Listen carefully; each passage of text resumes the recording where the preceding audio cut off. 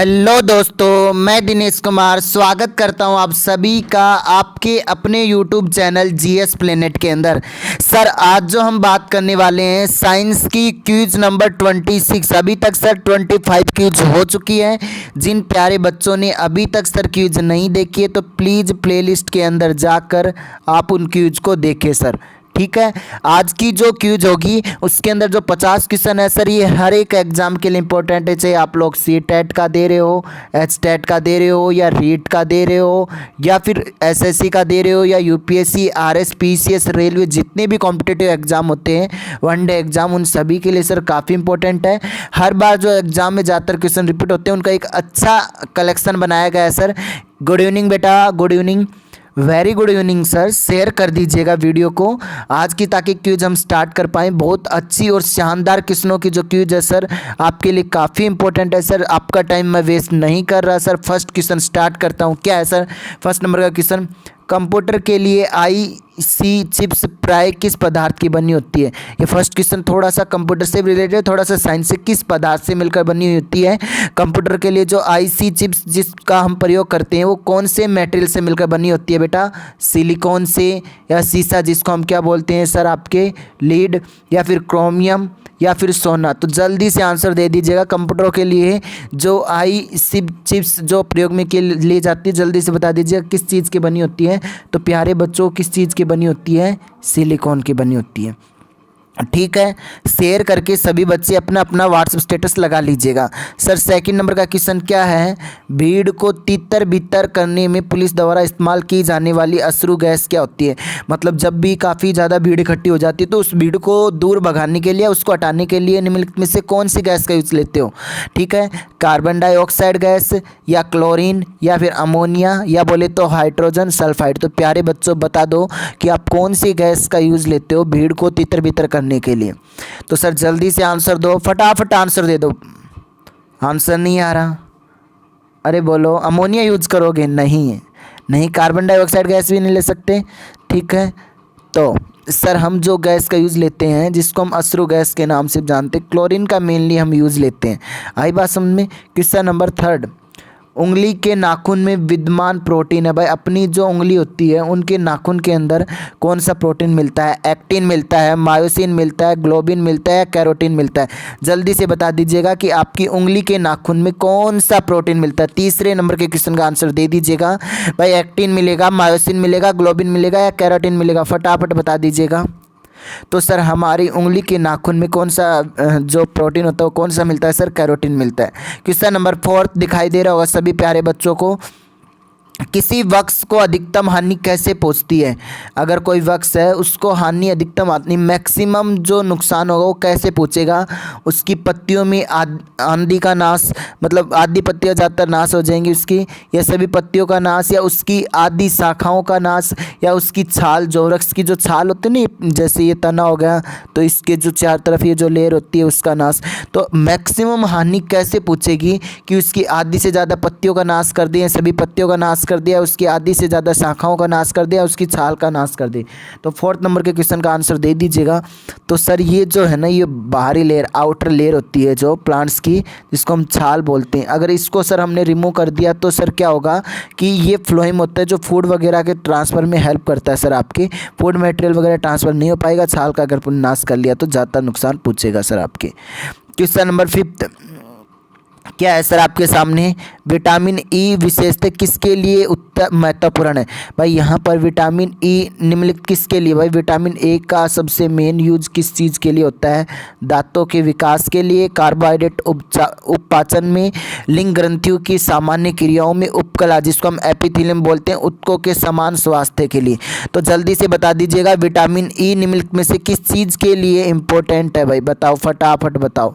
Vitamin E किस चीज़ के लिए इंपॉर्टेंट है सर? जल्दी से बता दीजिएगा फिफ्थ नंबर के क्वेश्चन का आंसर। तो सर हमारी जो लिंग ग्रंथियाँ होती है सर, एक्चुअली मैं बता दूं, अगर विटामिन ई की कमी आ जाए तो एक तो आपके चेहरे की त्वचा का विकास सही ढंग से नहीं हो पाएगा, मतलब आपके फुंसी वगैरह वगैरह ये जो चीज़ें हो जाती हैं ना वो हो जाती है। उसके अलावा सर आपकी जो पुरुष होता है वो नपुंसक बन जाता है, मादाएँ होती हैं, जो माताएँ होती हैं वो क्या बन जाती है? बांझपन का शिकार हो जाती है। ठीक है सर, आपके समझ पा रहे हो मैं क्या कहना चाह रहा हूँ जी। तो सर ये जो लिंग ग्रंथियों की सामान्य क्रियाओं में थोड़ा बहुत इन डेवलपमेंट हो जाता है, आई बात समझ में। अगला क्वेश्चन सर 6 नंबर का क्वेश्चन क्या है, पक्षियों में प्राय एक ही क्या होता है। भाई पक्षी होते हैं उनमें प्राय एक ही क्या होता है, गुर्दा होता है एक, फेफड़ा एक होता है, या वसन एक होते हैं, या अंडाशय होते हैं। गुर्दा बोले तो सर आपके किडनी, या फिर बोले तो लंग्स आपके, या फिर बोले तो सर आपके वर्सन टेस्टिस, या फिर बोले तो अंडाशय। तो सर जो बर्ड्स होते हैं उनके अंदर प्राय एक ही चीज़ क्या मिलती है सर, आपके लंग्स मिलती हैं। क्वेश्चन नंबर 7 नंबर का क्वेश्चन आपकी स्क्रीन के सामने दिखाई दे रहा होगा, एम्स लवण का प्रयोग कहाँ होता है। भाई आपके जल्दी से बता दीजिएगा, ये क्या लिख रखा, एम्स लवण का प्रयोग कहाँ होता है, जल्दी से आंसर दे दीजिएगा। सारक शोधक के रूप में, जल को मृदु बनाने में, या कागज उद्योग में, या टूथपेस्ट में, जल्दी से बता दीजिए कहाँ लोगे आप प्रयोग। 7 नंबर के क्वेश्चन का आंसर दे दीजिएगा। तो सर जल को मृदु मतलब बोले तो कठोर बनाने के लिए आपकी किसका यूज़ लेते हो सर, आपके ये क्या है, एप्सम लवण का। ठीक है, ये बात समझ में। क्वेश्चन नंबर हिंदी में कई बार लिखा होता है इस तरीके से, समझ में नहीं आता बच्चों को कई बार। क्वेश्चन ध्यान दीजिएगा, निम्नलिखित में से किसे सर्वोच्च विशिष्ट ऊष्मा का मान होता है। भाई यहाँ पर किसका सर्वोच्च विशिष्ट ऊष्मा का मान होता है, कांच का, तांबा का, शीशा का, जल का, जल्दी से बता दीजिएगा किस में सर्वोच्च विशिष्ट ऊष्मा का मान होता है प्यारे बच्चों। 8 नंबर के क्वेश्चन का आंसर दे दीजिएगा। तो यहाँ पर इन चारों में से सबसे ज़्यादा जो हीट पास हो सकती है वो किस में हो सकती है, तांबे में। क्वेश्चन नंबर 9 थोड़ा सा टिपिकल और आसान भी है सर।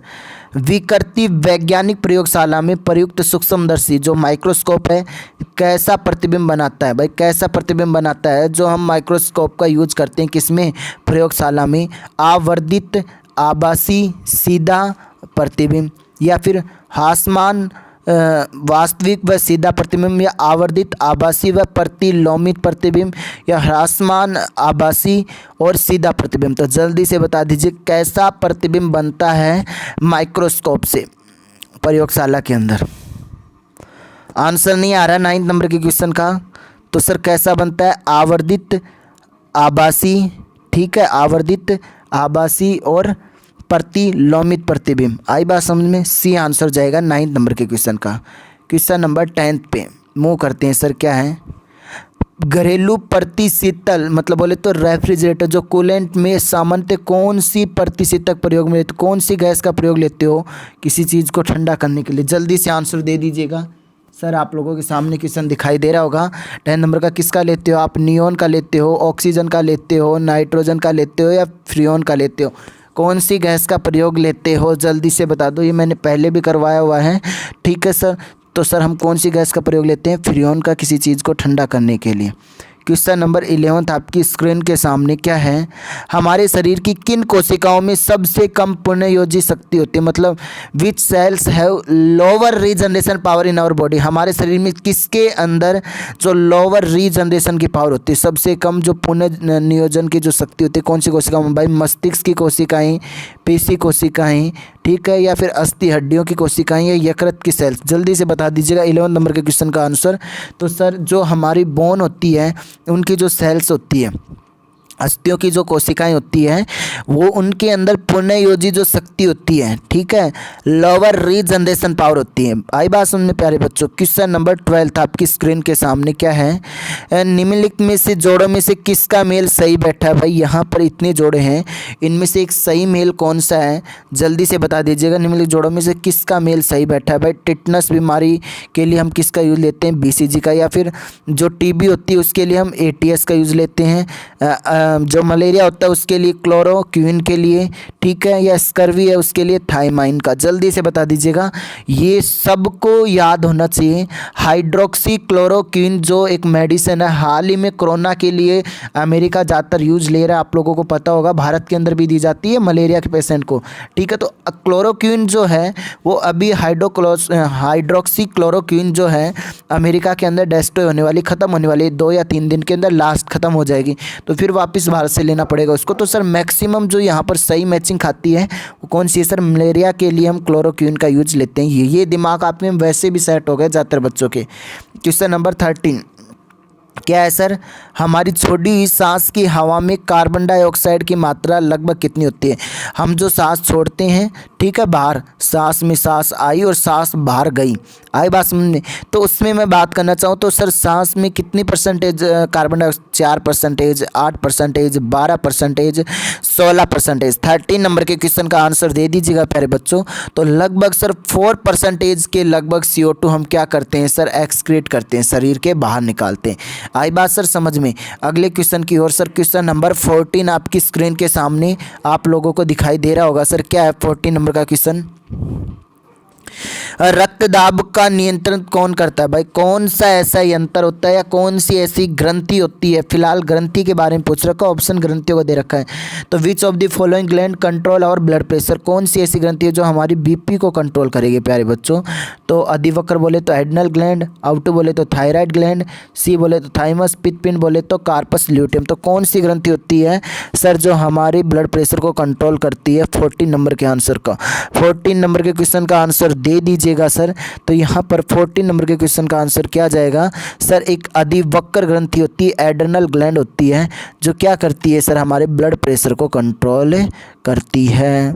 क्वेश्चन नंबर 15 क्या है सर, कंप्यूटर के आविष्कारक कौन थे भाई आपके। कंप्यूटर का आविष्कार करने वाला वैज्ञानिक कौन था। फैराडे था, मैक्सवेल था, बेबेज था या बिल गेट्स था। जल्दी से बता दीजिएगा 15 नंबर के क्वेश्चन का आंसर। तो याद कैसे रखोगे, जैसे मेरा कोई दोस्त है, उसके कंप्यूटर की दुकान है, उसको कंप्यूटर बेचने थे, ठीक है। तो वो क्या कहता था, किसी को कंप्यूटर बेचने हो ना तो एक काम करो, उसको कैसे बोल कि चाल से भेज, चाल से भेज, ऐसे याद, चाल से भेज, भेज ये याद रख लोगे नहीं रख लोगे। तो चार्ल्स बेबेज कौन थे सर, एक्चुअली में कंप्यूटर के आविष्कारक थे सर आपके। अगला क्वेश्चन 16 नंबर का, चूहों के विष का रासायनिक नाम क्या है भाई। चूहों का जो विष होता है उसका रासायनिक नाम क्या होता है। Zinc oxide, potassium cyanide, lead nitrite या जिंक फॉस्फाइड। तो कौन सा केमिकल नेम होता है सर चूहों के जो विष होता है उसका। तो आंसर आपको दिख रहा होगा, आंसर आपके सामने होगा। 16 नंबर का आपको पता होगा सर। 16 नंबर के क्वेश्चन का आंसर क्या जाएगा सर, जिंक फॉस्फाइड जो होता है आपके, जिंक फॉस्फाइड क्या होता है, चूहों का रासायनिक नाम होता है। आई बात समझ में, बिल्कुल सर। अगले क्वेश्चन की ओर मूव करते हैं। क्वेश्चन नंबर 16 के बाद आते हैं सर आपके, अगला क्वेश्चन क्या है सर, ठीक है सर। अब देखो सर 17 नंबर का क्वेश्चन क्या है। देखो सर, एक जोड़ा मैच करना अपन को, निम्नलिखित जोड़ों में से कौन सा मेल नहीं खाता है भाई। कौन सा जोड़ा है जो मेल नहीं खाता है, जिसकी मैचिंग नहीं होती। हीमेटाइट तांबा, बॉक्साइट एल्यूमिनियम, मोनोजाइट थोरियम या पिंच ब्लेड यूरेनियम का। तो यहाँ पर कौन सा जोड़ा मैच नहीं खाता है, मतलब कौन किसका एस का नहीं है, जल्दी से बता दीजिएगा सर। मोनोजाइट किसका होता है, हीमोटाइट किसका होता है, जल्दी से बता दीजिएगा। तो सर आप लोगों को अच्छे से पता है कि सर जो हीमोटाइट होता है वो एस होता है किसका बेटा, आयरन का, लोहे का। और यहाँ इसके आगे क्या दे रखा है, जो ओस दे रखा है वो किसका दे रखा है, तांबे का। तो इसके आगे मैंने मार दिया बच्चा क्रॉस। जो बॉक्साइट होता है वो किसका एस होता है, एल्यूमिनियम का। जो मोनोजाइट जो एस होता है वो किसका होता है, थोरियम का। जो पिंच ब्लेड जो एस होता है वो किसका होता है, यूरेनियम का। तो ये तीनों बेटा क्या है, राइट है। और यूरेनियम बहुत अच्छे से पढ़ेंगे हम रेडियो एक्टिविटी टॉपिक के अंदर।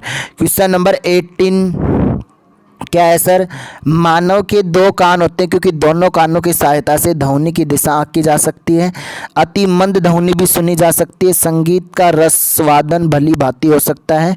विपरीत दिशाओं से आने वाली दो प्रकार की ध्वनियों को भली भांति पहचाना जा सकता है। तो मानव के जो दो कान होते हैं प्यारे बच्चों, आपके भी दो ही कान हैं, उन दोनों कानों की सहायता से क्या कर सकते हो आप, ध्वनि की दिशा को मेजर कर सकते हो।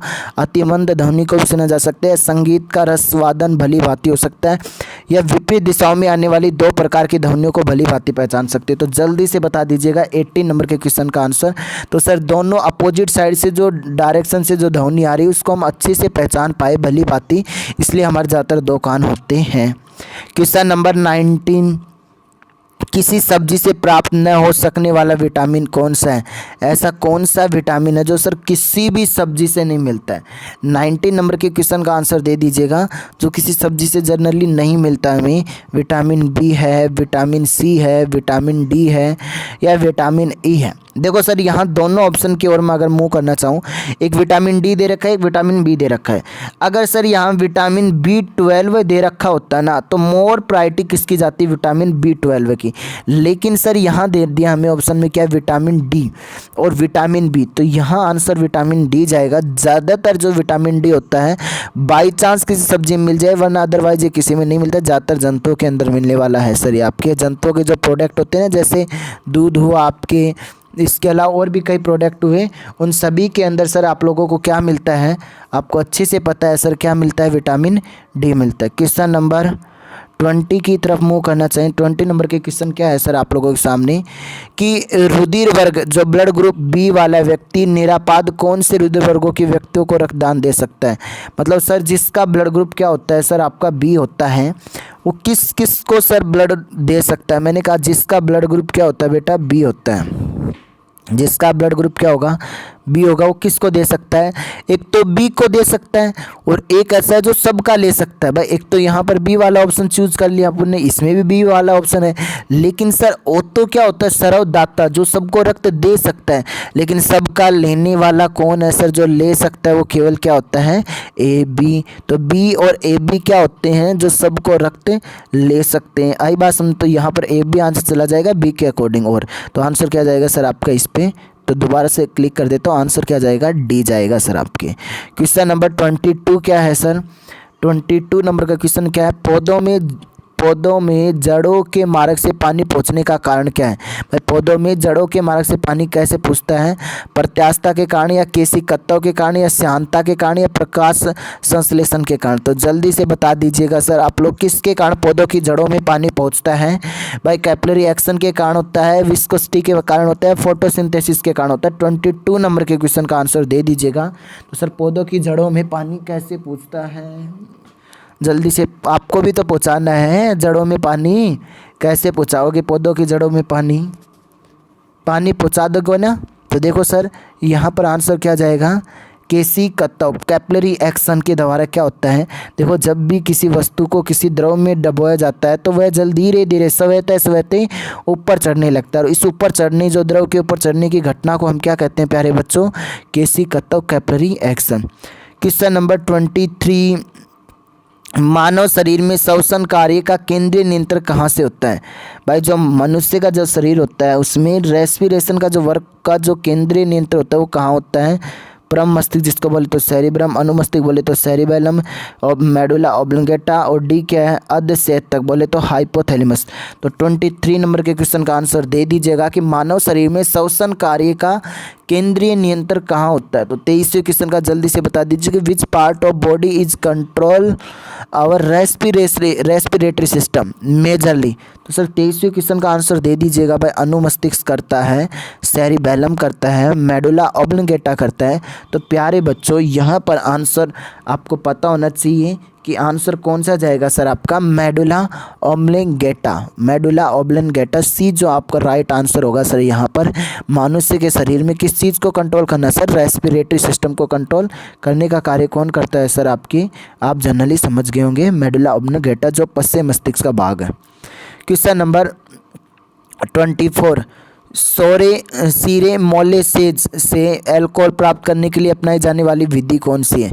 सीरे से, जिसको हम मोलेसेज बोलते हैं, मोलस्का हो गया मोलसेज। अच्छा, कौन सी विधि होती है अल्कोहल के प्राप्त करने के लिए अपनाई जाने वाली विधि कौन सी होती है? आसवन, जिसको हम बोलते हैं डिस्टिलेशन, आसवन बोले तो हाइड्रिलेशन। ऑप्शन सी क्या है, किण्वन फर्मेंटेशन। ऑप्शन डी क्या है, उपचयन, जिसको हम क्या बोलते हैं, ऑक्सीकरण, जिसको ऑक्सीडेशन बोलते हैं। तो सीरे से, मोलसेज से जो अल्कोहल आप प्राप्त कर रहे हो उसके लिए कौन सी विधि अपनाओगे 24 नंबर के क्वेश्चन से? तो सर उससे हम जो विधि अपनाते हैं उस विधि का नाम क्या होता है प्यारे बच्चों, डिस्टिलेशन, आसवन।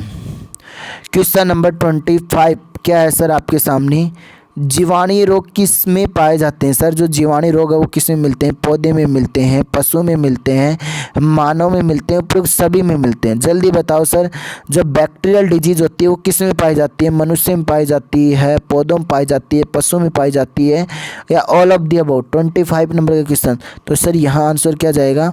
All of the above. यहाँ सब में से क्या पाई जाती है सर? आपके ज़्यादातर बैक्टीरियल डिजीज सब में मिलती है। क्वेश्चन नंबर 26, किसी खगोलीय दूरबीन की आवर्धन क्षमता कैसे कम की जा सकती है? कोई खगोलीय दूरबीन की आवर्धन क्षमता है, उसको हमें क्या करनी है? कम करनी है। तो कैसे कम कर सकते हो? नेत्रिका की फोकस दूरी घटाकर, नेत्रिका की फोकस दूरी बढ़ाकर, अभिदर्शक की फोकस दूरी बढ़ाकर, या उपरोक्त में से कोई नहीं। 26 नंबर के क्वेश्चन का आंसर दे दो सर। आप लोग कैसे किसी खगोलीय दूरबीन की आवर्धन क्षमता को कम कर सकते हो? 26 नंबर का तो क्या करोगे? जो आपकी नेत्रिका होती है उसकी जो फोकस लेंथ है उसकी दूरी को हम क्या कर देंगे सर? आप लोग बढ़ा दोगे। आई बात समझ में? क्वेश्चन नंबर 27 क्या है सर? थर्मोस्टेट का उपयोग रेफ्रिजरेटर के तापमान के नियंत्रण में किया जाता है। इसमें क्या होता है भाई? थर्मोस्टेट का उपयोग हम रेफ्रिजरेटर के तापमान को कंट्रोल करने के लिए करते हैं। इसमें एक्चुअली में क्या होता है? एक द्विधातुक पट्टी, एक पारद तापमापी, एक चालू बंद स्विच, या एक फ्यूज। तो जल्दी से बता दीजिए 27वें क्वेश्चन का। तो आंसर क्या जाएगा सर? एक द्विधातुक पट्टी होती है थर्मोस्टेट के अंदर, इसलिए इसका प्रयोग हम जनरली किसके अंदर कर लेते हैं बेटा? रेफ्रिजरेटर के अंदर कर लेते हैं। आज आप लोग तैयार रहना 9:30 बजे सर केमिस्ट्री की क्लास के लिए। केमिस्ट्री क्लास होगी। 3 वीडियो केमिस्ट्री की कंप्लीट हो चुकी है, प्लेलिस्ट के अंदर जाके देख लेना जिसको अभी तक नहीं देखी है तो। और उसके बाद सर जो 4th वीडियो, जो 4th पार्ट है केमिस्ट्री का, मैटर जो एक चैप्टर चल रहा है उसको आज हम कंप्लीट करेंगे प्यारे बच्चों। ठीक है, तो इस वीडियो को जल्दी से शेयर कर देना, लाइक कर देना, और आप लोग सभी जुड़ना लाइव 9:30 PM।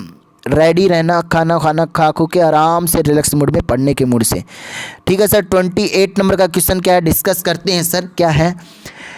एक फ्यूज तार में मुख्य रूप से क्या होना चाहिए सर? एक जो फ्यूज तार होता है उसमें एक्चुअली में क्या होना चाहिए? मुख्य रूप से उच्च गलनांक व अल्प प्रतिरोध, अल्प गलनांक व अल्प प्रतिरोध, अल्प गलनांक व उच्च प्रतिरोध, व उच्च गलनांक व उच्च प्रतिरोध। सर एक जो फ्यूज वायर होता है, ठीक है, जो फ्यूज वायर हम ज़्यादातर यूज करते हैं घरों के अंदर, फ्यूज वायर में बात कर रहा हूँ। उस फ्यूज वायर में सर एक्चुअली में क्या होना चाहिए? उच्च गलनांक व अल्प प्रतिरोध, व अल्प गलनांक व उच्च प्रतिरोध। तो सर 28 नंबर के क्वेश्चन का आंसर क्या जाएगा सर? जिसका मेल्टिंग पॉइंट तो क्या होना चाहिए सर? आपके कम होना चाहिए, और रेजिस्टेंस क्या होना चाहिए? हाई होना चाहिए, ताकि वो बिजली को क्या कर सके? रोक सके। तो आंसर क्या जाएगा सर? आपकी सी जाएगा। क्वेश्चन नंबर 29, एक सामान्य नेत्र के लिए सुस्पष्ट दृष्टि की न्यूनतम दूरी क्या है? एक जो नॉर्मल पर्सन होता है उसके लिए अगर अपन को सामान्य दृष्टि से कोई चीज़ देखनी हो तो उसके लिए क्या होगा? 25 मिलीमीटर, या फिर 25 सेंटीमीटर, या 25 मीटर, या उपयुक्त में से कोई नहीं। तो न्यूनतम दूरी कितनी होनी चाहिए उसको सामान्य कोई स्पष्ट दृष्टि देखने के लिए? तो सर 29 नंबर का जल्दी से आंसर दे दीजिएगा।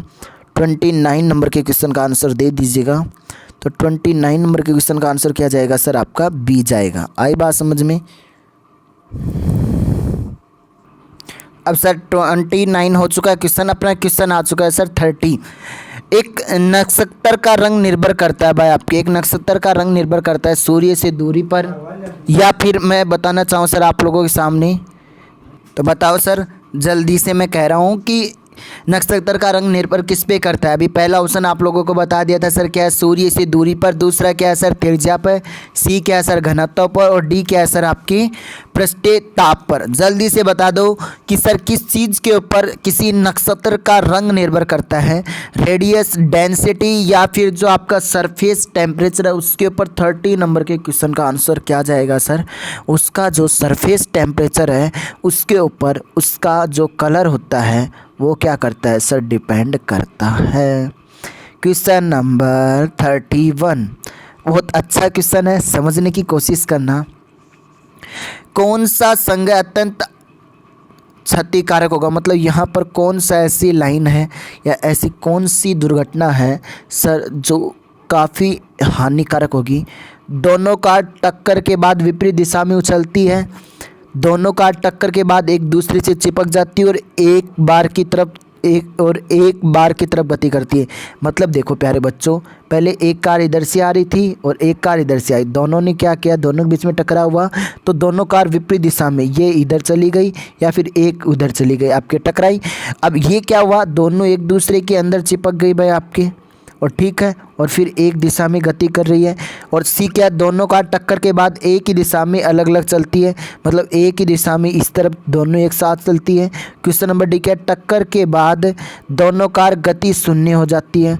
तो भाई जल्दी से बता दीजिएगा 31 नंबर के क्वेश्चन का आंसर। तो सर कौन सा होगा यहाँ पर अत्यंत क्षतिकारक, तो जल्दी से बता दीजिए। टक्कर के बाद दोनों कार की गति शून्य हो जाती है, दोनों टक्कर बाद एक ही दिशा में अलग चलती है, दोनों कार टक्कर के बाद एक दूसरे से चिपक जाती है और दोनों कार टक्कर के बाद विपरीत दिशा में उछलती है। तो कौन सा संगठन यहाँ अत्यंत क्षतिकारक होगा, नुकसानदायक होगा, जल्दी से बता दो 31 नंबर के क्वेश्चन का आंसर। तो आपको पता होगा, आप लोगों ने कभी एक्सीडेंट देखा होगा, तो दो कार है, दोनों कारों को देखो, एकदम इधर से आ रही है, एक कार आ रही है सर आपकी 100 किलोमीटर पर आवर की स्पीड से और दूसरी कार आ रही है 100 किलोमीटर पर आवर की रफ्तार से, आ रही है, दोनों टकराई। दोनों जैसे टकराती है तो लगभग दोनों की स्पीड क्या हो जाती है, जुड़ जाती है। सपोज करो 200 किलोमीटर पर आवर हो गई, इसकी क्या हो गई, स्पीड हो गई। अब जैसे ही दोनों टकराएगी और दोनों टकराने के बाद इसने क्या लिखा है, टक्कर के बाद दोनों कार की गति यदि क्या हो जाए बेटा जी, शून्य हो जाए। अब दोनों कार के टकराने के बाद गति क्या हो गई बच्चा, शून्य हो गई, जीरो हो गई। अब जीरो होने के बाद सपोज करो 200 किलोमीटर से शून्य रफ्तार आई तो कितनी खतरनाक आपका नुकसान होगा, मतलब सब कुछ तबाह हो जाएगा। तो डी आंसर जाएगा।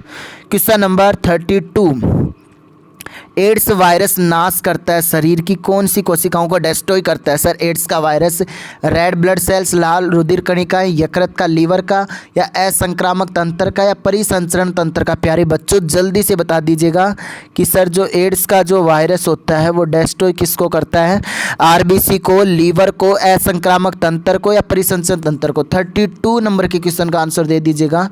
तो सर जल्दी से बता दीजिएगा, हमारे शरीर में जो सर असंक्रामक तंत्र होता है आपके, ठीक है, उसको क्या करता है, प्रभावित। और उसमें भी अगर मैं बात करूं तो सर हमारे शरीर के अंदर उसमें भी किस चीज़ को डिस्ट्रॉय करता है, सबसे पहले टी हेल्पर सेल्स को। किसको प्यारे बच्चों, टी हेल्पर सेल्स को डिस्ट्रॉय करता है किसका वायरस प्यारे बच्चों, एड्स का। आई बात समझ में। 33 नंबर का क्वेश्चन आपकी स्क्रीन के सामने क्या है सर, ध्यान देना। मसालों की सौरभ और सुवास किसके कारण होती है भाई, मसालों की सौरभ और सुवास किसके कारण होती है, अनिवार्य तेल के कारण, या फिनोल के कारण, या फिर एरोमेटिक अमीनो अम्ल के कारण, या हार्मोन के कारण। जल्दी से बता दीजिएगा 33वें नंबर के क्वेश्चन का आंसर। उनके अंदर एक अलग तरह की खुशबू आती है मसालों के अंदर, तो किसके कारण होती है प्यारे बच्चों, जो अनिवार्य तेल के कारण। आई बात समझ में। क्वेश्चन नंबर 34, ये क्वेश्चन बहुत अच्छा है। ऊँट बिना पानी के कुछ दिन तक मरुस्थल में रहता है, ऐसा वह कर पाता है। भाई ऊँट जो होता है बिना पानी के भी मरुस्थल में रहता है और जिंदा रहता है, ऐसा कब कर पाता है, जब अपनी पेशी में जमा किए गए पानी का प्रयोग करके, या अपने जो कुबड़ में जमा किए गए चिकनाई का प्रयोग करके, या उपापचय क्रिया को कम करके, या पानी के प्रयोग को कम करके। तो प्यारे बच्चों जल्दी से बता दीजिएगा कि ऊँट बिना पानी के कुछ दिनों तक मरुस्थल में जिंदा रहता है, वो पॉसिबल किस चीज़ के कारण हो पाता है। 34 नंबर के क्वेश्चन का आंसर दे दीजिएगा। तो वह अपने कुबड़ जमा किए गए चिकनाई का जो प्रयोग करके, अपनी जो कुबड़ के अंदर सर जो उसने फैट जमा कर रखी है, जो वसा जमा कर रखी है, उसके कारण वह कुछ दिनों तक जिंदा रह पाता है। क्वेश्चन नंबर 35, सर सौर विकिरण का वह भाग जो बिना गर्मी दिए पृथ्वी से परावर्तित हो जाता है कहलाता है, क्या कहलाता है, धवलता, शून्य, या अवशोषण, या फिर एलिनोनो, क्या लिख रखा है ये, ठीक है। तो जल्दी से आंसर दे दीजिएगा 35 नंबर के क्वेश्चन का कारण, जो सौर विकिरण का जो भाग बिना गर्मी दिए पृथ्वी से, मतलब सर जो आया टकराया चला गया, मतलब पृथ्वी पे कुछ गर्मी नहीं दिया, तो उसको आप क्या कहोगे, धवलता, अवशोषण, या शून्य। तो सर यहाँ पर क्या जाता है, धवलता आंसर जाता है। प्यारे बच्चों 9:30 PM याद रखना सारे बच्चे केमिस्ट्री की क्लास के लिए। क्वेश्चन नंबर 36 क्या है सर, पशु और पौधों की जाति में सबसे बड़ी विविधता कहाँ पाई जाती है? जो पशु होते हैं और पौधे होते हैं उनकी जाति में सबसे बड़ी विविधता कहाँ पाई जाती है? शीतोष्ण पर्णपाती वनों में, उष्णकटिबंधीय आर्द्र वनों में, अत्यंत प्रदूषित नदियों में या मरुस्थलों में? जल्दी से बता दीजिएगा। 36वें क्वेश्चन का आंसर क्या जाएगा? तो पशु और पौधों की जाति में जो सबसे ज़्यादा जो विविधता पाई जाती है, जो आपके वेरिएशन पाए जाते हैं, वो सर कहाँ पाए जाएंगे? वेरिएशन सबसे ज़्यादा प्यारे बच्चों। तो सर आंसर क्या जाएगा? 36वें नंबर के क्वेश्चन का आंसर क्या जाना चाहिए सर? यहाँ पर एक ऑप्शन दिया नहीं है, ये बी, और ये बी वाला ही आंसर जाएगा सर। उष्णकटिबंधीय आर्द्र वन, जो आर्द्र वन होते हैं उनके अंदर सर आपके काफ़ी तरह की वैरायटी पाई जाती है। क्वेश्चन नंबर 37, किसी मृदा का पीएच मान उसके मूल उस विशेष मृदा में ... से मापित करते हैं। किस चीज़ से हमें किसी मृदा का पीएच मान हमें डॉट कर पाते हैं, माप पाते हैं? उसकी जो मिट्टी होती है उसका। अम्ल अंश से या लोहे और चूना अंश से या उर्वरता दर से या इनमें से कोई नहीं?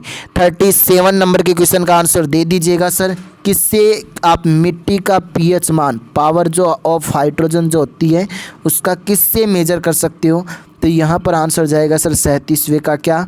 ए, अम्ल अंश के कारण। आई बात समझ में प्यारे बच्चों? 38 नंबर के क्वेश्चन क्या है सर? तापीय विद्युत को पैदा करने के लिए किस प्रकार का कोयला मुख्य रूप से उपयुक्त है? जो तापीय जो विद्युत जो हीट जो इलेक्ट्रिसिटी पैदा होती है उसको करने के लिए किस प्रकार का कोयला मुख्य रूप से उपयुक्त है? भाई किस प्रकार का कोयला मुख्य रूप से उपयुक्त है? बिटुमिन युक्त, लिग्नाइट युक्त या एंथ्रासाइट या फिर पिट? किस को आपको अगर इलेक्ट्रिसिटी जनरेट करनी तो मेजरली कौन से कोयले का अगर आपको यूज़ करना पड़ेगा? तो सर जो कोयला अच्छी क्वालिटी का होगा, जिसके अंदर सर कार्बन की मात्रा क्या होगी सर? ज़्यादा, सबसे ज़्यादा कार्बन की मात्रा लगभग 90 to 92% के लगभग किसके अंदर मिलती है प्यारे बच्चों? एंथ्रासाइट जो कोयला होता है उसके अंदर। तो आंसर क्या जाएगा? 38वें का सी। क्वेश्चन नंबर 39, नाभिक के विखंडन में ऊर्जा किस रूप से निकलती है? सर जो न्यूक्लियर फ्यूजन होता है उसमें ऊर्जा किस रूप में निकलती है? प्रकाश के रूप में, उष्मा के रूप में, रासायनिक ऊर्जा या यांत्रिक ऊर्जा? सर 39वें क्वेश्चन का आंसर दे दीजिएगा कि नाभिक के विखंडन में ऊर्जा किस रूप में निकलती है? प्रकाश, उष्मा, रासायनिक ऊर्जा या यांत्रिक ऊर्जा? 39वें क्वेश्चन का आंसर। तो यहाँ सर क्या जाएगा सर आपके? हीट। तो नाभिक के विखंडन में ऊर्जा जिस चीज़ में निकलती है उसका नाम क्या होता है सर आपके? उष्मा, हीट। आई बात समझ में? अगला क्वेश्चन 40 नंबर का, उपास्थि तथा हड्डियों के निर्माण और संपोषण में आवश्यक तत्व कौन सा होता है? सर जो उपास्थि जिसको हम क्या बोलते हैं? कार्टिलेज। नाम सुना होगा आप लोगों ने। तो कार्टिलेज के निर्माण में आवश्यक तत्व कौन सा होगा? 40 नंबर का आंसर क्या जाना चाहिए सर? मैग्नीशियम, कैल्शियम, जिंक या बोले तो सिलिकॉन? जल्दी से बता दो। हड्डियों के निर्माण में देखो, अगर यहाँ उपास्थि हटा दें तो अपन आंसर क्या करके आएंगे सर आपके? तो यहाँ ऑप्शन नहीं मिलेगा, लेकिन यहाँ हड्डियों का निर्माण पूछ लिया है तो मेजरली सर जो बोन्स का फॉर्मेशन होता है उसके लिए हम किस चीज़ का ज़्यादातर आवश्यक तत्व कौन सा होता है सर आपके? मैक्सिमम कैल्शियम सर आपके। क्वेश्चन नंबर 41 बहुत अच्छा क्वेश्चन है, थोड़ा बड़ा क्वेश्चन है, समझने की कोशिश करना। हीमोग्लोबिन और क्लोरोफिन दो जीव अणु हैं, ठीक है, इन निम्नलिखित में से कौन सा कथन सही है? भाई जो हीमोग्लोबिन होता है, ठीक है, Hb, और एक होता है क्लोरोफिल, ठीक है, दोनों सर क्लोरोफिल और जो हीमोग्लोबिन है इनकी मैं बात कर रहा हूँ। तो इनमें कौन सा कथन सत्य होता है उन दोनों के लिए? दोनों में क्या है सर? लोहा है, दोनों में मैग्नीशियम है।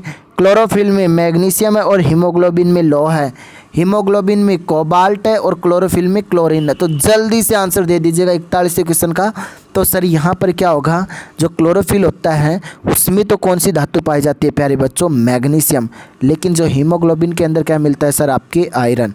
आई बात समझ में? 41 नंबर के क्वेश्चन का आंसर क्या जाएगा प्यारे बच्चों? सी जाएगा। प्यारे बच्चों जल्दी से वीडियो को अभी भी शेयर नहीं किया तो शेयर कर दो, लाइक ठोक दो। क्वेश्चन नंबर 42 की तरफ मूव करते हैं। क्या है सर? देखो, विद्युत हीटर लगाने से लाइट डिम पड़ जाती है, क्यों भाई? भाई घर में बेर था, लाइट आ रही है अचानक से और कोई हाई वोल्टेज की लाइट अपन ने लगा दी, ठीक है, तो सर आप विद्युत हीटर लगाते हैं, जैसे ये इस तरह से होता है विद्युत हीटर और इसके अंदर स्प्रिंग होती है, आप लोग जानते हो। जैसे इसका वायर आपने लाइट के कनेक्शन से किया तो लाइट क्या पड़ जाएगी? डिम बोले तो कम पड़ जाए, कहते नहीं डिम लाइट आ गई। वोल्टेज अधिक हो जाती है या हीटर का प्रतिरोध अधिक हो जाता है, हीटर अधिक प्रबलता की ओर धारा लेते हैं, इनमें से कोई नहीं। 42 नंबर के क्वेश्चन का आंसर दे दीजिएगा। तो सर यहाँ पर 42 नंबर के क्वेश्चन का आंसर क्या जाएगा प्यारे बच्चों, जो हीटर होगा उसको क्या चाहिए, काफ़ी हाई वोल्टेज की लाइट चाहिए, काफ़ी ज़्यादा लाइट चाहिए, और बाकी उस वो सारी जब लाइट ग्रहण कर लेता है तो बाकी की लाइट क्या पड़ जाएगी सर, धीमी पड़ जाएगी, डिम पड़ जाएगी, डिम लाइट आ जाएगी।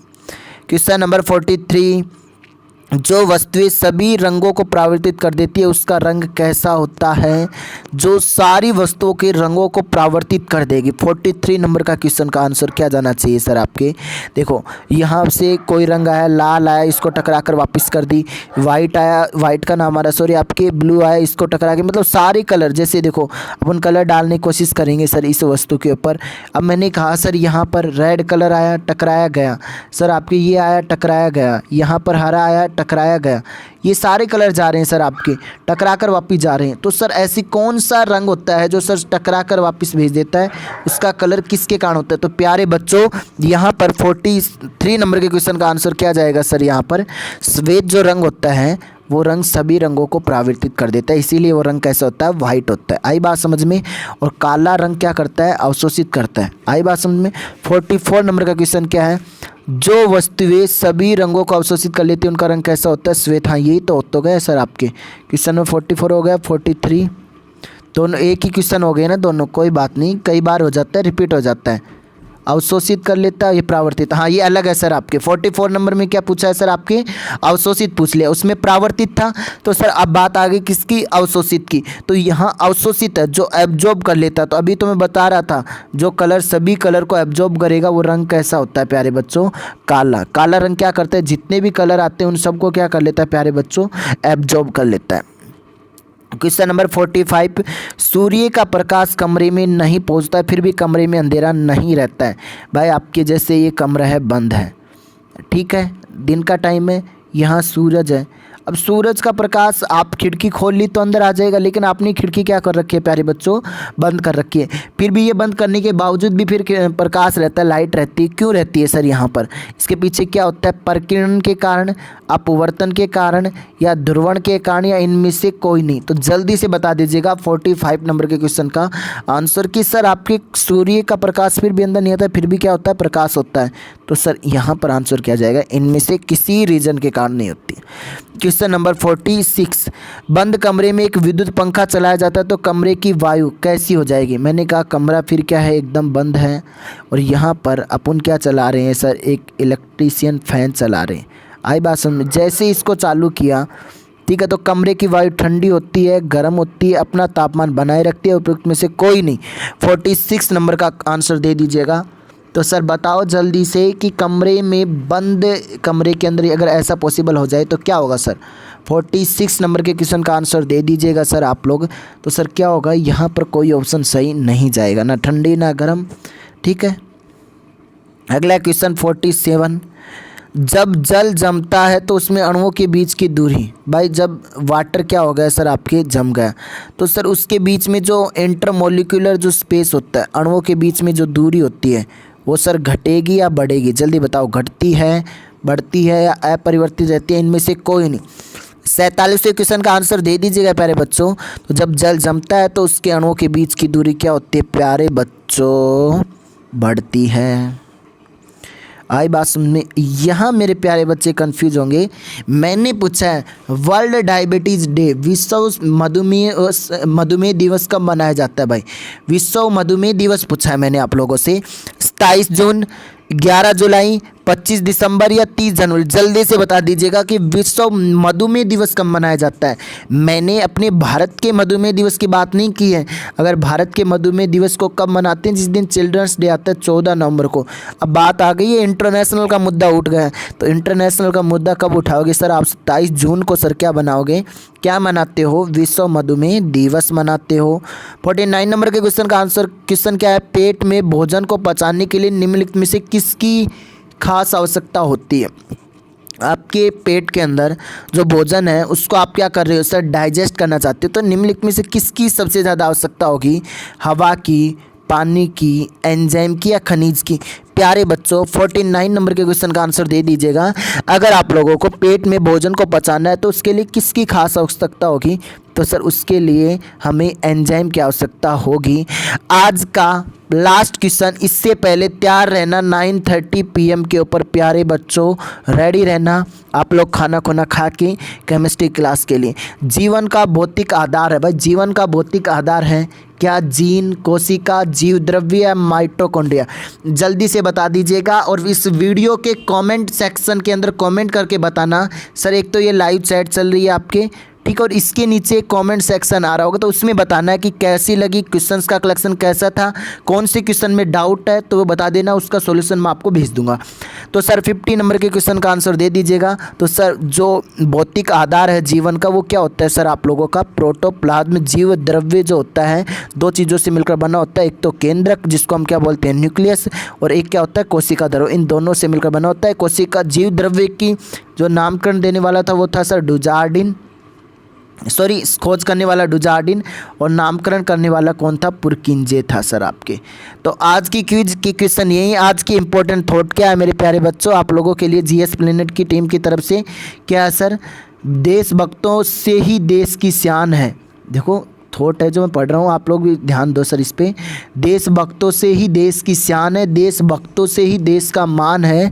हम उस देश के फूल हैं यारो जिस देश का नाम हिंदुस्तान है। तो आपके अंदर देशभक्ति जगाए रखें, पढ़ाई के साथ साथ एक अलग से जो जुनून होता है जो हमारी कंट्री के लिए हमें कुछ करना है, तो वो इन्हीं के साथ है, इन्हीं के कारण है सब कुछ। ठीक है सर, आज का ज्ञान हम आप लोगों के लिए यहीं समाप्त करते हैं। जिसने हमारे और आपके अपने यूट्यूब चैनल जीएस प्लेनेट को सब्सक्राइब नहीं किया है तो प्लीज़ बेल आइकॉन दबाकर जीएस प्लेनेट को क्या करें सर? प्रेस करके सर क्या करें? सब्सक्राइब करें और इस वीडियो को फैला दे, कैसे भी करो। चीज जो ये रेड बटन दिख रहा है ना नीचे, उसको दबा दो सर, और कर सब्सक्राइब करके वीडियो को शेयर कर दो, अपने सभी बच्चों तक पहुंचाओ ताकि आप लोग इस चीज़ का बेनिफिट उठा पाओ। आपकी सभी जो भविष्य के एग्ज़ाम उसके लिए मनोकामना करता हूँ कि सबका सिलेक्शन हो। आज के लिए इतना ही। जय हिंद दोस्तों, शुभ रात्रि। मिलते हैं नेक्स्ट क्लास 9:30 बजे दोबारा।